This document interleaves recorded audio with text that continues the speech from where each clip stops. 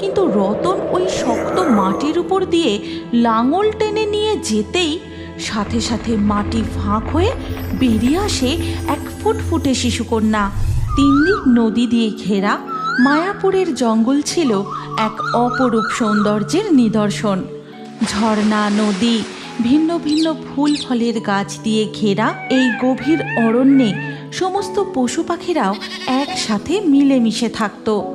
কিন্তু হঠাৎ একদিন এই জঙ্গলের উপর নজর পড়ে এক অমঙ্গলের দেবীর, যার নাম ছিল ছায়া।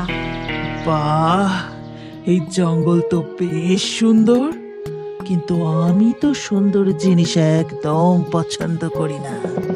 আমি হলাম অমঙ্গলের দেবী ছায়া। আমার কুনজর যেখানেই পড়বে সেই স্থান ধ্বংস হয়ে যাবে।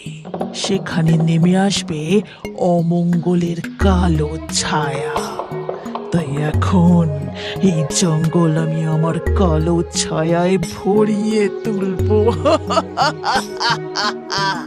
এই কথা বলে ছায়া সেই জঙ্গলের গভীরে প্রবেশ করে এবং একের পর এক ফুল গাছের দিকে তার কুনজর ফেলতেই গাছের সমস্ত ফুল ঝরে পড়ে এবং গাছগুলি শুকিয়ে মারা যায়। সুস্বাদু ফলের গাছগুলিতে স্পর্শ করতেই গাছের সমস্ত ফল পচে নষ্ট হয়ে যায়। সে আরও কিছু দূর এগিয়ে যেতেই, কে তুমি? এই জঙ্গলে তুমি কেন এসেছো? তোমার এই কুদৃষ্টি যেখানে পড়ছে সেই স্থান ধ্বংস হয়ে যাচ্ছে। আমার কত গাছ বন্ধুর পাতা তুমি শুকিয়ে ঝরিয়ে দিয়েছো। তুমি কেন আমাদের জঙ্গলের সৌন্দর্য নষ্ট করছো? তুমি চলে যাও, চলে যাও এই জঙ্গল থেকে।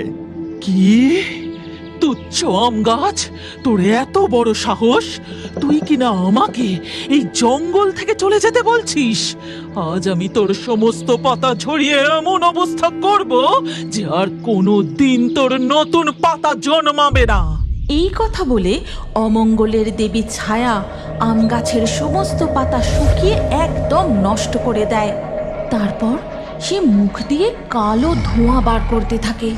তার ফলে জঙ্গলে একদম বন্ধ করা অস্বাস্থ্যকর পরিবেশ সৃষ্টি হয়। এই জঙ্গলে এখন ঠিক করে নিঃশ্বাস নেওয়াটাও খুব কঠিন হয়ে উঠেছে। যবে থেকে ওই অমঙ্গলকারী এই জঙ্গলে এসেছে তবে থেকে যেন আমাদের সুখ শান্তি সব নষ্ট হয়ে গেছে। ঠিক বলেছ হরিণ ভাই, এখন তো আমরা ঠিক করে খাবারও খেতে পাই না। ওই ছায়া যেই গাছের দিকে তাকায় তার সব ফল নষ্ট হয়ে যায়। শুধু কি তাই ময়ূর, ওই অমঙ্গলকারী ছায়ার দৃষ্টি যে পশু পাখির উপর